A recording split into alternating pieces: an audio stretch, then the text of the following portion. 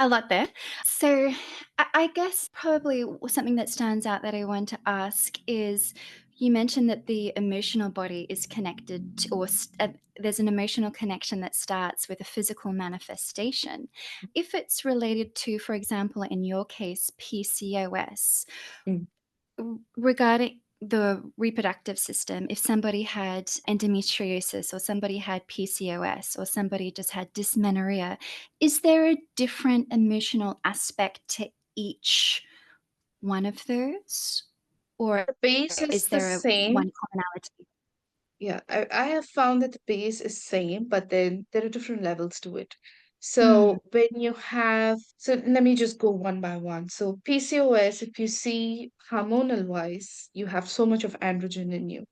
So mm, that is one of the criterias for PCOS. So basically, I see that pattern in people who are very independent for themselves. And if they have a difficult childhood, then there is a high chance they become extremely independent and they don't have trust on others as well. So there is a little bit of a lag in terms of trust. So this is emotional aspect of it.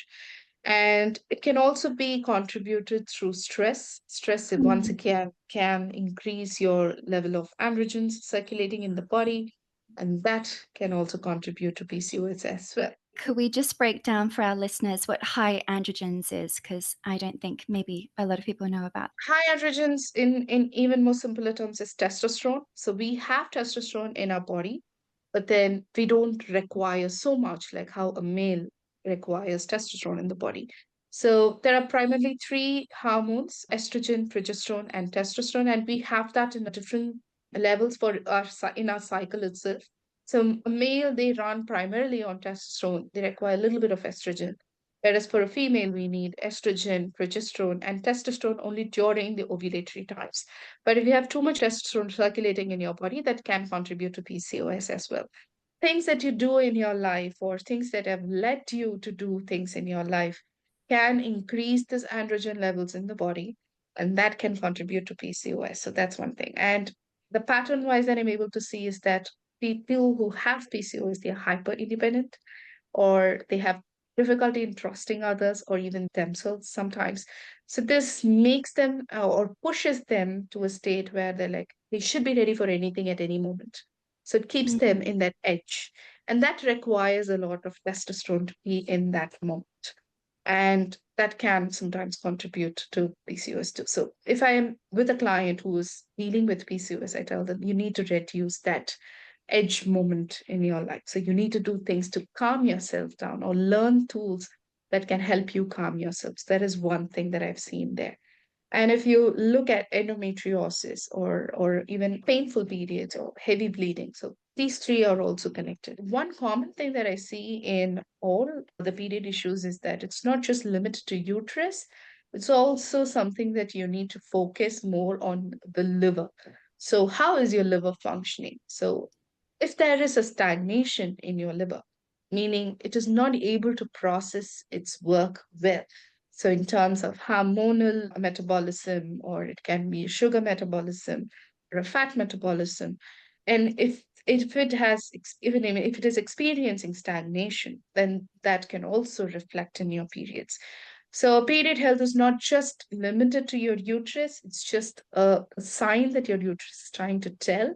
So you can read how your body is actually working through your periods. But the main thing that you need to address when it comes to a period issue, it's not just uterus, it is also the liver and your gut system.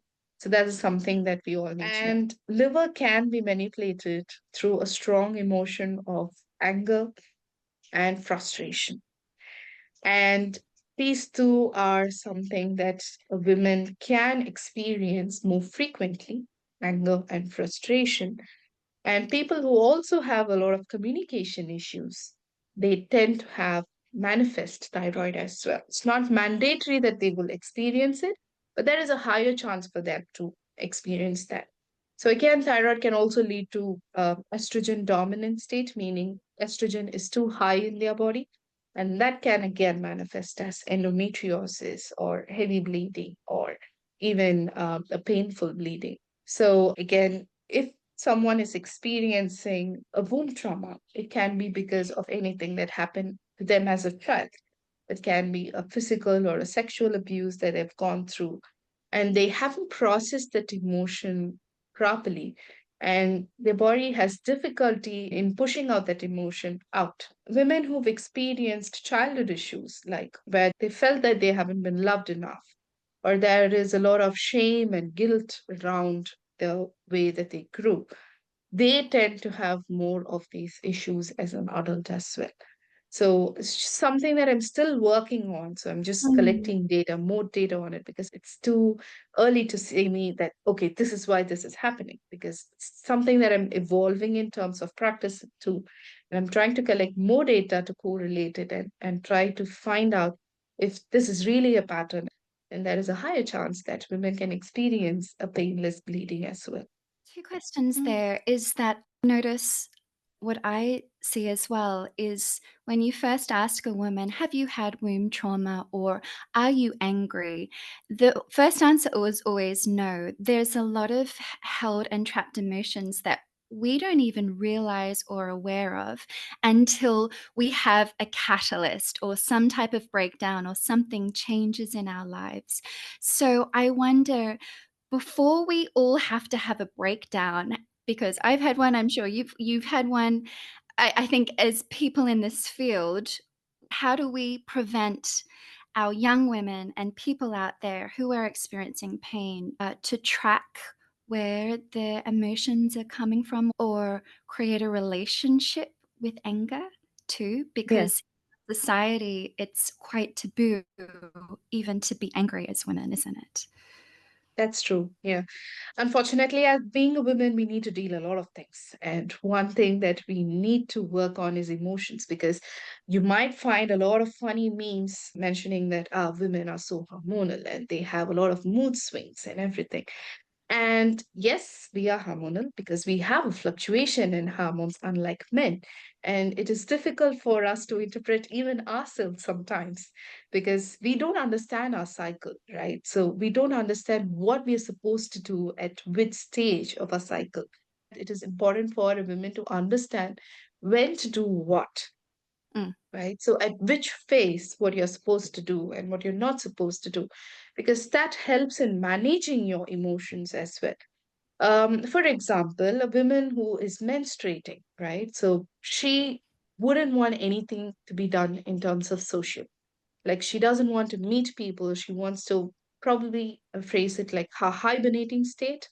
She wants to stay alone. She doesn't want to interact with people.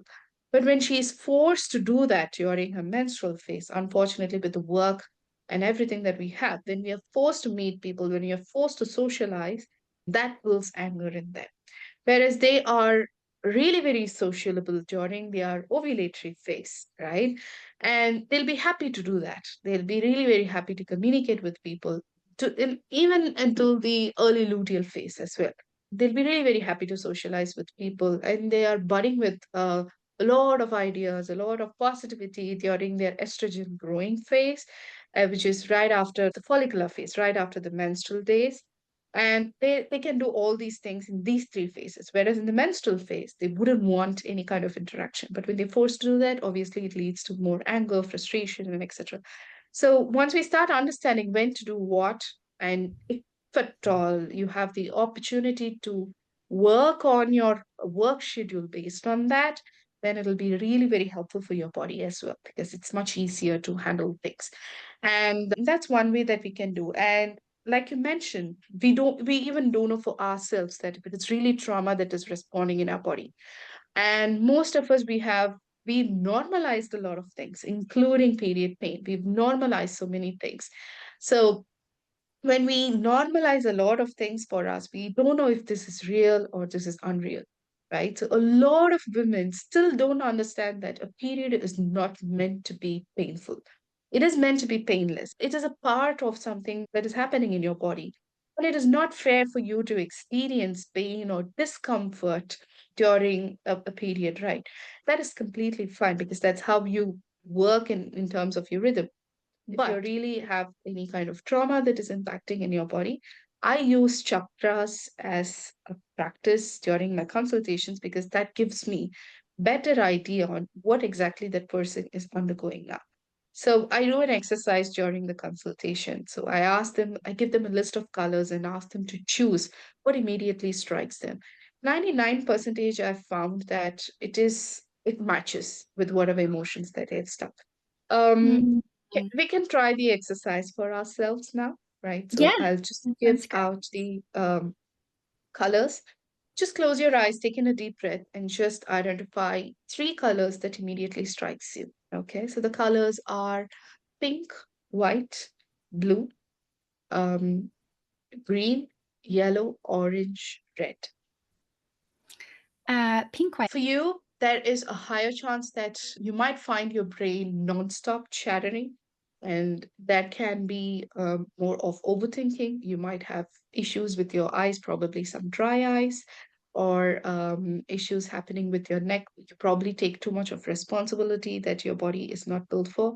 You take more responsibilities, and there could be issues with communication as well. So either you overshare or you don't share at all. You try to just swallow your emotions. You don't express them really very well, or you're probably trying to express it, but you're not able to do that, right?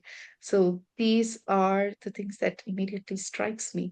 So do you think you match anything with that? Yeah, absolutely. Since I have my own awareness and it takes a long time to get here, I realize, and that's things that I'm working on, especially with communication and holding on. And it's really interesting that you mentioned about women and the liver and the resentment and boundaries. I think we all go on a journey, don't we? And I think it's up the scale, and then there's a new thing to focus on, and there's a new awareness to uncover. But going back to what you originally mentioned, it's that constant self inquiry of whatever we see on the outside. It's an invitation to investigate, and how wonderful to live a life like that. So it sounds that's what the key theme is to educate people on, is that your body is so unique, so incredible. It should not be in pain. And if it is, that's an invitation to inquire. And even your thoughts, your emotions are all invitations that you ignore based on your emotions, whatever you're striving for, your culture, your trauma, because we all have trauma. And I think maybe that's something I'd like to point out is a lot of people, maybe I've noticed, are in denial of trauma, or there's shame around trauma. And equally, if they do investigate into a past life trauma that they're very well aware of, there's a fear that it will break them, not actually be the greatest, courageous unfolding of their lives to hear everything that they've been wanting. But I wonder, how do you give people hope that it's only small steps and it won't be painful, but it's our responsibility, probably at this time in this generation, to do it for our parents and so forth?